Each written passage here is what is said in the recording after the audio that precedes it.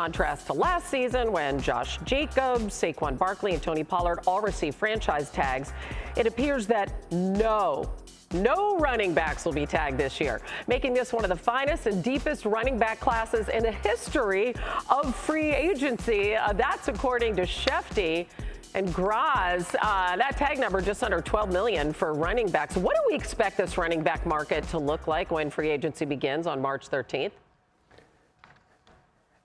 Like a desert on Neptune. Oh, no. Like they're in trouble. Like this Schefter report is bad news for all of these guys because like all of the market factors that led to last year's controversy and varying degrees of holdouts and Zoom calls about the state of the running back market, all those factors are still present in this year's market. And now you are flooding the market with high quality available guys, which is only going to drive prices down. Look, it is possible that there's a team out there that says, hey, we really need Saquon Barkley. He's special. He fits with us. Or same Derrick Henry, whatever.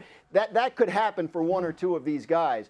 But, you know, Schefter also reporting the Giants want to talk to Saquon about an extension. He might want to listen because it's likely he's not going to find what he's dreaming about if he does hit the open market.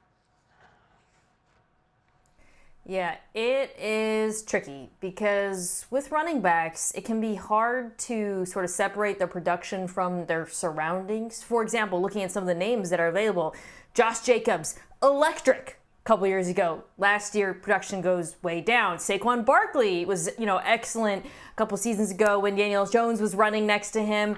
Last year, running into all these stacked boxes, the run blocking wasn't great. One of the metrics, though, I do like to look at is Next Gen Stats rushing yards over expectation, which tries to basically isolate how much a running back is actually responsible for. And I was surprised to see Saquon actually finishing 11th there, which would be higher than I would have expected based on what I saw last year. So to me, that bodes well for his improved play in better circumstances, but you have to improve those circumstances, which honestly should be the priority of a team like New York. And on top of that, when you consider all these running backs hitting the free agent market, we're going to see the same thing that happened last year, which is we're going to see running backs who are on significant contracts on their current team get squeezed and asked to take pay cuts. We saw it last year with Dalvin Cook getting released. Joe Mixon took a pay cut to stay with the Bengals. This year you have guys like Nick Chubb, Aaron Jones, Alvin Kamara, even Joe Mixon again.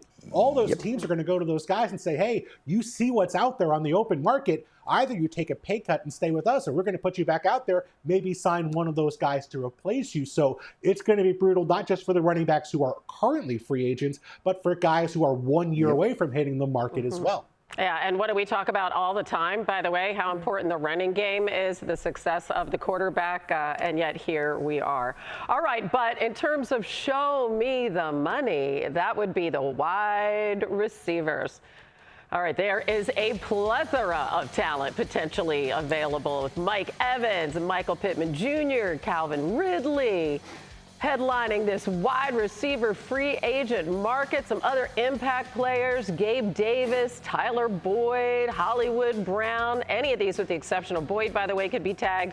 As we told you earlier, the Bengals already used their tag on T. Higgins. So, Mina, we also know this could be a great wide receiver draft. Given that, how do you see the landscape in terms of teams trying to bolster their wide receiving core?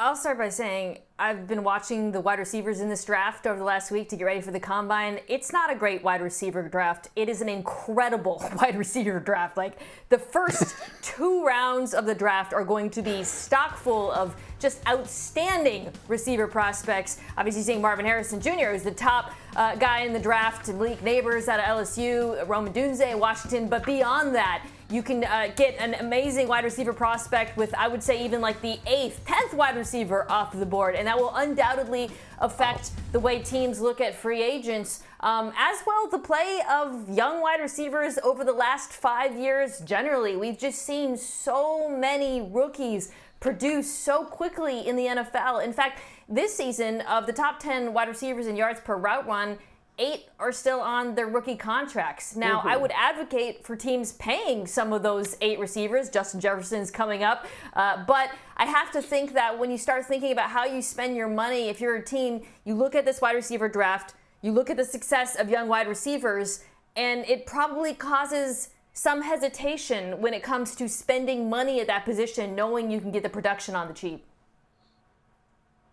Yeah, I mean, someone like a Mike Evans is going to get paid either way. He's the Right. name brand, so consistent. He's going to get his money either way. But that second, that third tier of wide receivers, where you have questions about what they can do. Someone like a Darnell Mooney, who had a 1,000-yard season 2 years ago, hasn't been able to come close since because of injuries and a run-heavy offense. Someone like Hollywood Brown, where we know what he can do on a play-by-play basis. He was great the first half of 2022 with Kyler Murray, but he got hurt, then Kyler got hurt. They never really got back on the same page in Arizona. Those guys, Odell Beckham, Gabe Davis, guys who are good but inconsistent, maybe have an injury history. In Odell's case, Gabe has not been able to get targets on a regular basis. Those guys are going to get squeezed because there's so many talented wideouts in the draft that it might be a better deal for them than going out and signing one of those guys to a multi-year pact. I mean, and what Mina said about the rookies, I mean, look at what Puka has done, Jamar Chase, Justin Jefferson, Graz, all of them of 1,400 receiving yards as a rookie.